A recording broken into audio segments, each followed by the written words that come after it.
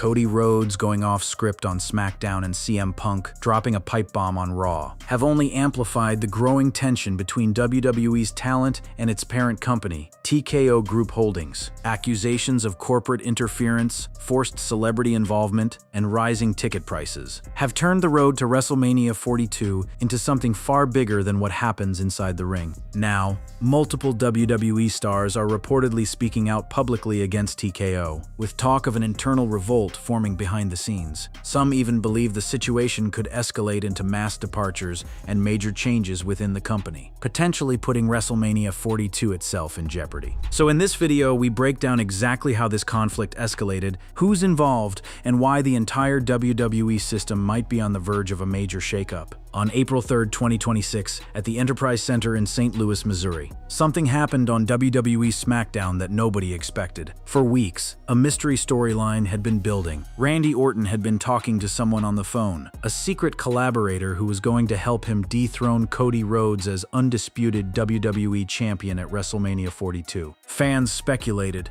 names were thrown around, the anticipation was high. Then the reveal came. After weeks of yet another mystery angle, this time with fans wondering who Randy Orton had secretly been talking to on the phone, the reveal came and angered everyone. The mystery caller was Pat McAfee. The ESPN personality walked out, attacked Rhodes with a steel chair, and then did something that confused the entire arena. McAfee was revealed as the mystery caller who had been advising Orton. The moment quickly turned physical as McAfee attacked Rhodes, before delivering a scathing promo blasting the current WWE product, criticizing declining ratings and ticket sales, and accusing Rhodes of failing as the face of the company. The crowd did not respond well. The internet responded worse. And what happened next is the part that matters. If Cody Rhodes sounded like he was truly speaking his mind Friday night on WWE SmackDown, it's because he really was, according to a new report. Later in the show, Rhodes returned to the ring. What he said did not sound scripted. He mocked the reveal, comparing it to Disco Inferno being unveiled as the third man in the New World Order, and didn't hold back his frustration with higher-ups for bringing McAfee into the storyline. Rhodes' promo was not included in the internal rundown for the show, leading to speculation that parts of his comments may have been unscripted. Rhodes went further.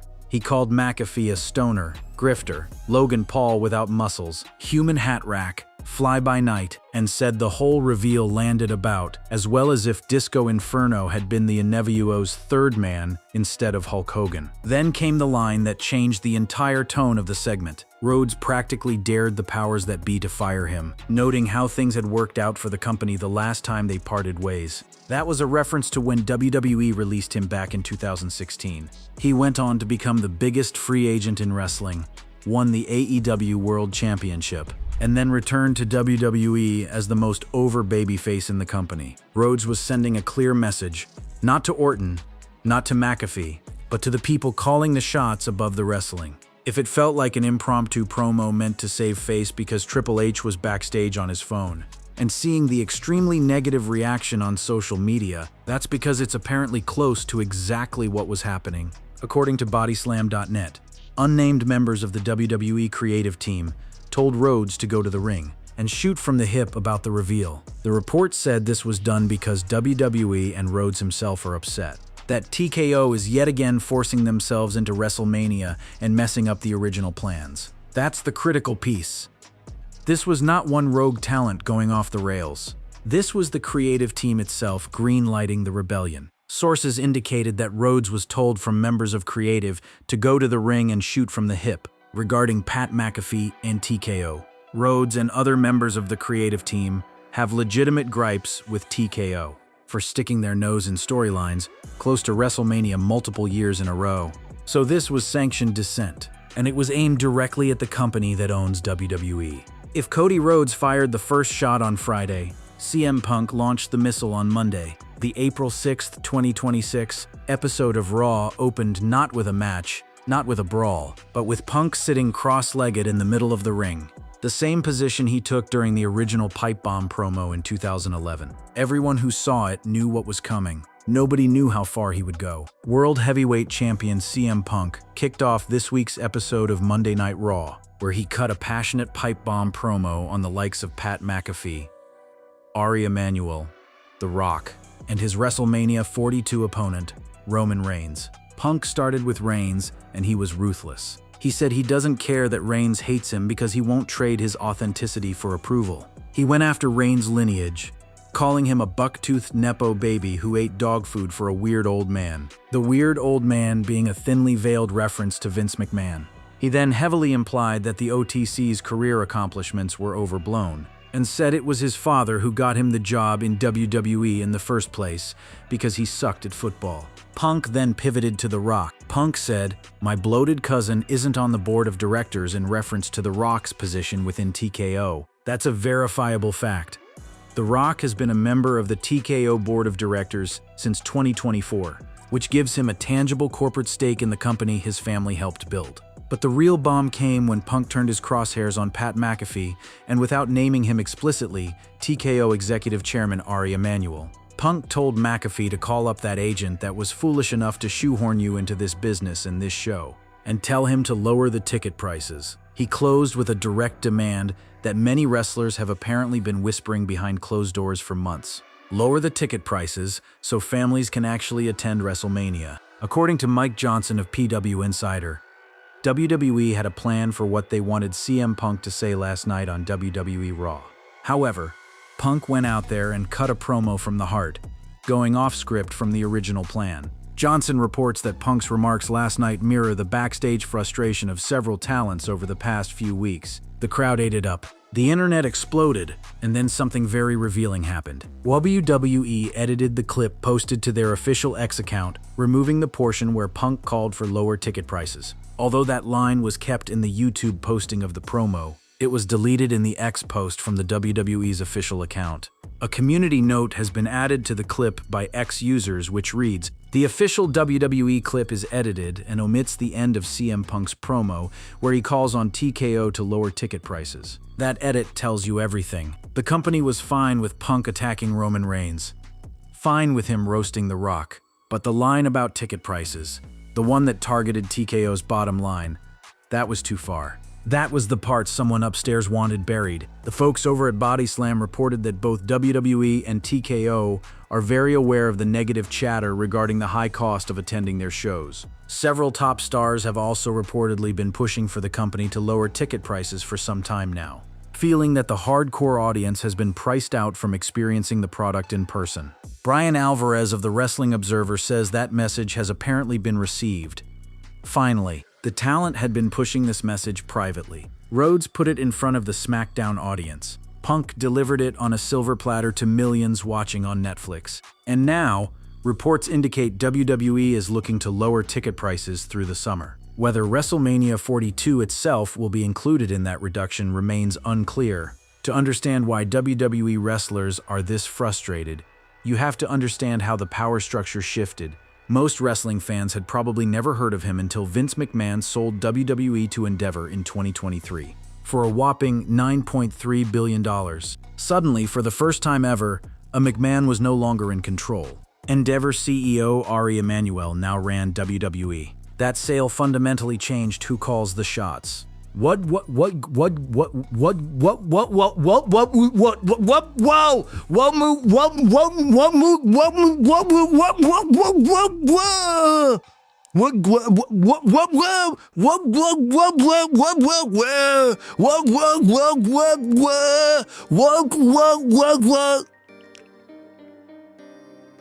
What, man? What?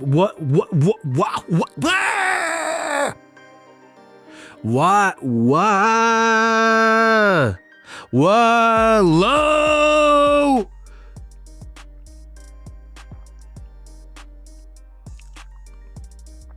Like we're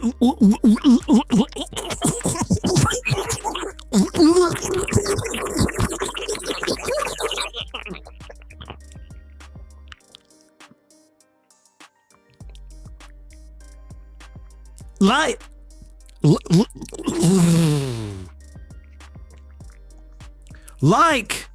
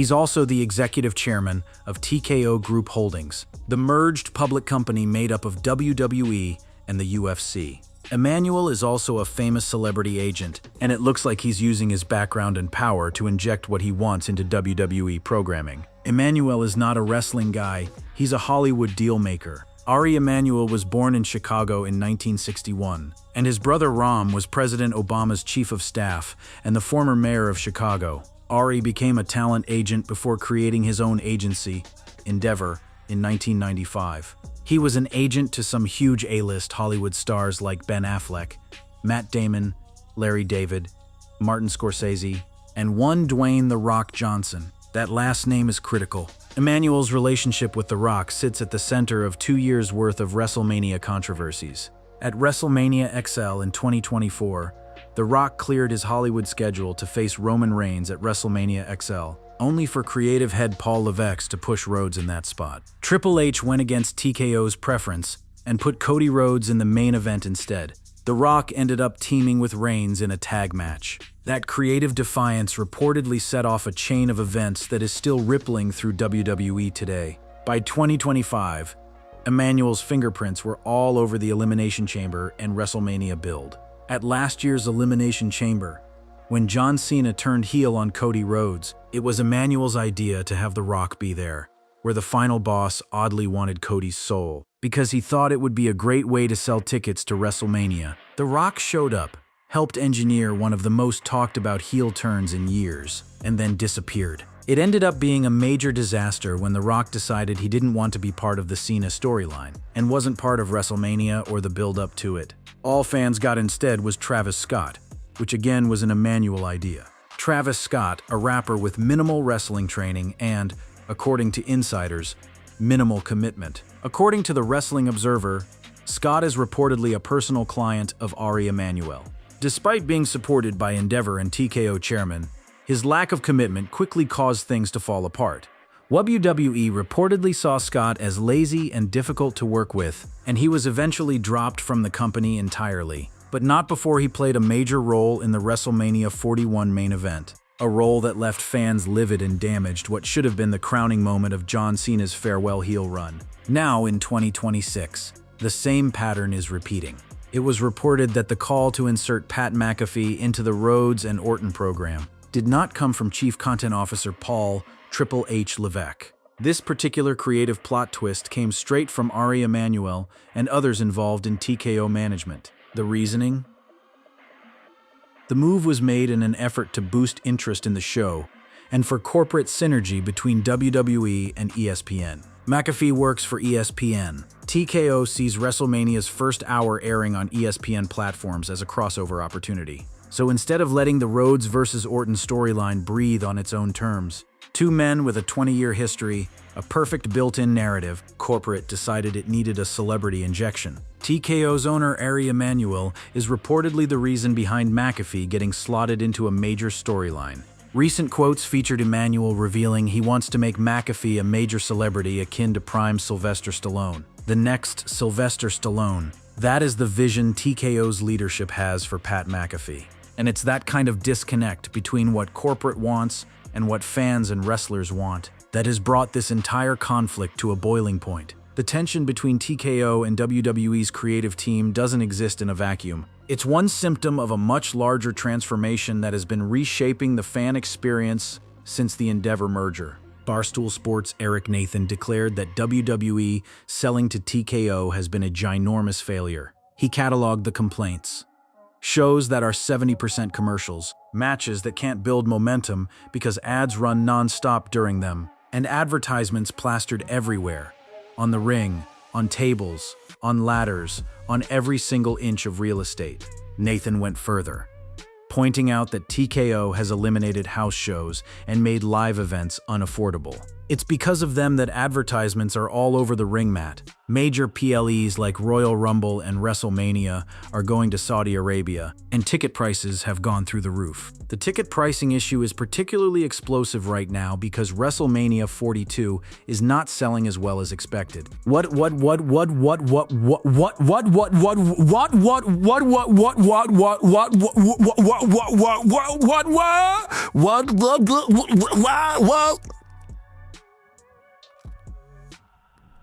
Love you ex. What?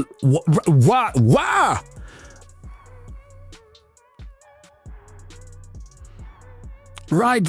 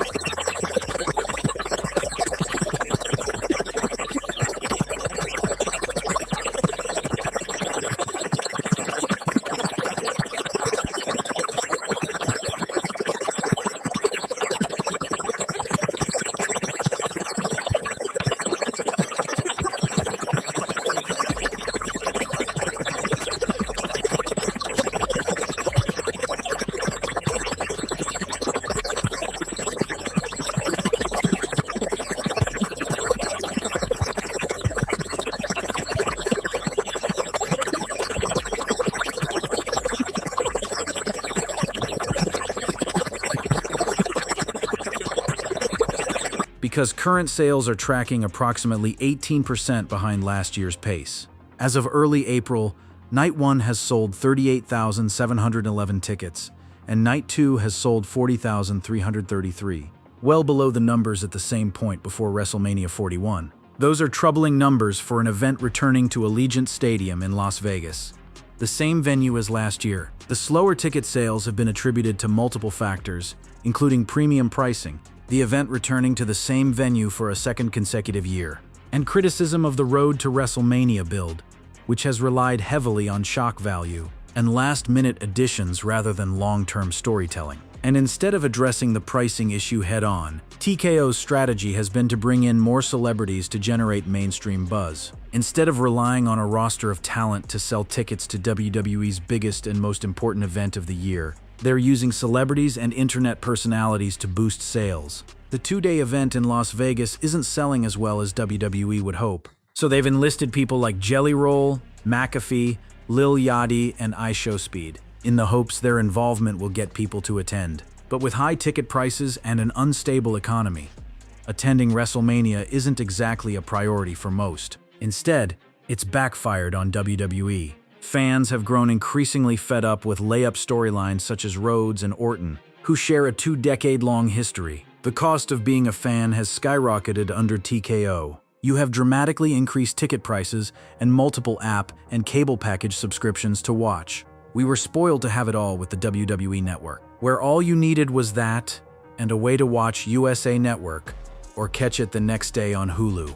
If you went the Hulu option, you could watch all WWE content for $18 a month. Now you'll pay roughly $120 a month for similar content in the United States. The counter-argument exists, and it's worth acknowledging. Some fans have pointed out that TKO's increased revenue has tangible benefits for the wrestlers themselves. The extra money has allowed the talent to have a far less stressful schedule and have actual lives. Fewer house shows and bigger paychecks matter for performer health and longevity. But even the talent enjoying those benefits appears to be reaching a breaking point when they see TKO's corporate decisions undermining their craft on television. Even though the WrestleMania event isn't sold out and plenty of seats are still available, TKO is only offering talent 2 comps for the night they perform. If they want additional tickets for their family, they have to pay for them themselves. That detail is staggering. The biggest show of the year, seats unfilled, and the company won't comp its own performers' families. What makes this situation so volatile is that it isn't just talent venting on microphones. There is a genuine power struggle happening inside WWE between Triple H's creative team and TKO's corporate leadership. In 2026, it took Triple H just an hour to begin rebelling against TKO's decision to thrust Pat McAfee into the spotlight. According to Body Slam Plus, WWE Creative told Cody Rhodes to go to the ring, to cut an unscripted and unplanned promo, shooting at TKO's decision-making and ridiculing the creative decision to have McAfee turn heel and join the WWE title feud. This bold-faced rejection to TKO's ideas was a big step, and the most obvious sign of Triple H's frustration thus far. This didn't start in 2026. Triple H booked Cody Rhodes to win the 2024 Royal Rumble despite TKO's plans. The WrestleMania 40 main event was forcibly changed by Triple H's defiance. In 2025, The Rock and TKO wanted a Cody Rhodes heel turn, but Triple H and others managed to sway things so that John Cena turned heel instead. Unfortunately, Cena's heel turn ended up being overbooked, messy, and inconsistent, due to it not being the original plan. Every year, TKO pushes.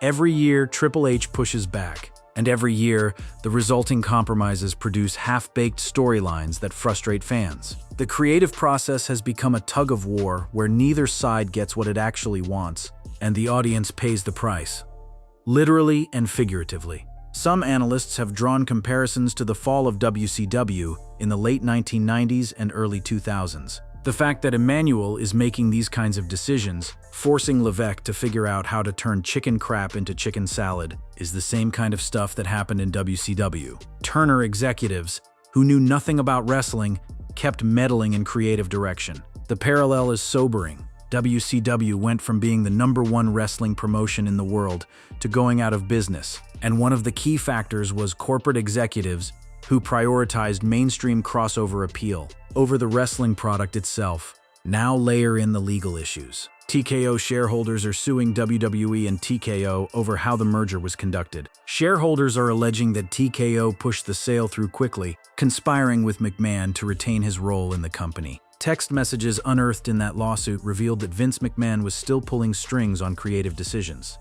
even after WWE publicly claimed he had no involvement. It's clear McMahon was still trying to influence WWE on a weekly basis. Another set of text messages from December 2023 shows Triple H worried about a potential Vince McMahon appearance. Backstage at an episode of WWE TV, Triple H appears to have been told by security one day that McMahon would be arriving in Cleveland for an episode of WWE Raw. So the picture that emerges is this: a company where Vince McMahon was secretly meddling, even after he was supposed to be gone, where The Rock sits on the board of directors while participating as an in-ring performer, where the CEO's personal clients get slotted into main event storylines, and where the head of creative has been waging a quiet war against his own bosses for 3 consecutive WrestleMania cycles. Ultimately, Triple H is an employee of TKO who own WWE. The more Triple H stops being a company man and rebels against all the big ideas and direction of TKO, which aims to take WWE further away from professional wrestling and even more into the world of sports entertainment. A time will come when enough is enough. Triple H's position is replaceable, and all it will take is a few more rejections, backstage heat, and public bashing of TKO before the parent company decides that it needs someone easier to sway and persuade. That is the existential question hanging over WWE right now. The talent is frustrated. The creative team is frustrated. The head of creative is frustrated. And the fans, the people who made this company what it is, are watching ticket prices climb, advertisements multiply, celebrity cameos replace organic storytelling, and the WrestleMania main events they dreamed about get hijacked by corporate synergy initiatives. 2 weeks before the show, TKO doesn't know anything about wrestling. They only care about making money and using celebrities to garner mainstream attention. Say what you will about Triple H's flaws, but he's passionate about the sport. TKO is destroying his legacy. They're seriously hurting Cody Rhodes as well, who has gone from the beloved face of the company to a boring superstar who never changes or leaves the main event scene. The fascinating and slightly terrifying part is that for the first time in modern WWE history, the rebellion is happening on live TV. Cody Rhodes mocked TKO on SmackDown and dared them to fire him. CM Punk demanded lower ticket prices on Raw and went after the CEO's business decisions by name. Both promos were partially or fully sanctioned by the creative team. Triple H appears to be using his own wrestlers as proxies in a corporate civil war. It's the most intriguing WrestleMania story of them all. And it's not a work. WrestleMania 42 goes down April 18th and 19th at Allegiant Stadium. When it's over, either TKO will tighten its grip on WWE, or the wrestlers who have been publicly exposing these problems will have forced a genuine course correction. One way or another, this fight will have consequences far beyond any championship match.